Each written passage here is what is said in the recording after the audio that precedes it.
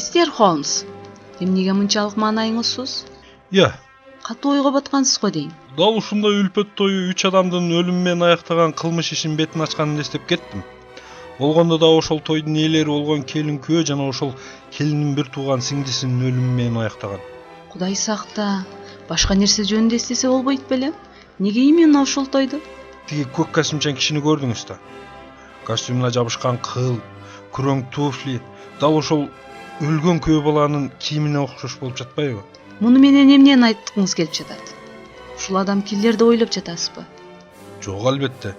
Күйөө баланын өлүмү келиндин өлүмүнө байланыштуу болгондон да келин каза болуп калган үчүн күйөө бала да өз жанын кыйганга мажбур болгон. А келинди ким өлтүрдү? Келин болсо сиңдисин каза болгонуна чыдай албай өз жанын кыйганга мажбур болгон. Сиңдиси эмне үчүн каза болгон анда? А сиңдиси болсо ошол эжесинин келин көйнөгүн үтүктөп жатып, күйдүрүп койгон үчүн өзүн өзү кечире албай өз жанына кол салган. Демек ал өлүмдөрдүн баары суицид турбайбы? Жок. Ал 3 ажалдын себепчиси келинин күйүп кеткен көйнөгү болуп жатпайбы ошондо? А кылмышкер болсо ошол көйнөктү күйдүргөн утюг болот да. Мистер Холмс, анан сиз эмне кылдыңыз?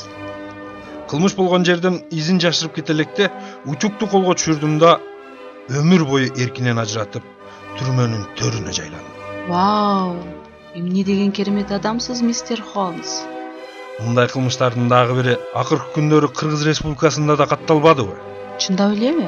Биз 30 жылдан бери Кыргызстанды өнүктүрө койбой, артка тартып, карыз баткагына белчесинен батырып салган кылмышкердин бетин ачтык. Коюңузчу, ал кайсы бети жугайбан экен?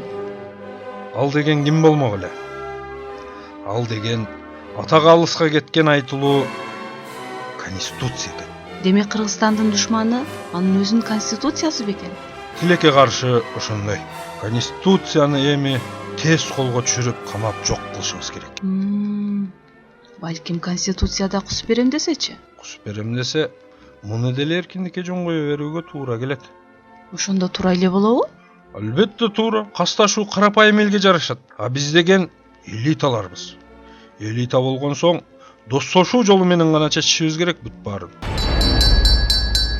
Тост. Кустурабыз, кусундулаш дос болобуз. Кус албаса какыртып какырыкташ, эч болбосо түкүрүктөш дос болобуз. Бир максатта, бир жол үчүн чакырыкташ. Коррупционер, кылмышкерлер шашылгыла, мында келип кус кыла же какыргыла, качпагыла, достошолу, бир бололу. Калган кылмышкерлерди да чакыргыла. Бөлүшсөңөр биз силерди актайбыз, монстр эмес ийкемдүү деп мактайбыз. Ким кылмышкер экендигин сатпайбыз, кепил болуп бүт баарын сыр сактайбыз. Биздин максат силер менен достошуу, түкүрүктөн рюмкалашып тостошуу. Анча-мынча үйрөтсөңөр сырларын, келечекте дал силерге окшошуу. Биздин максат силер менен баш кошуу.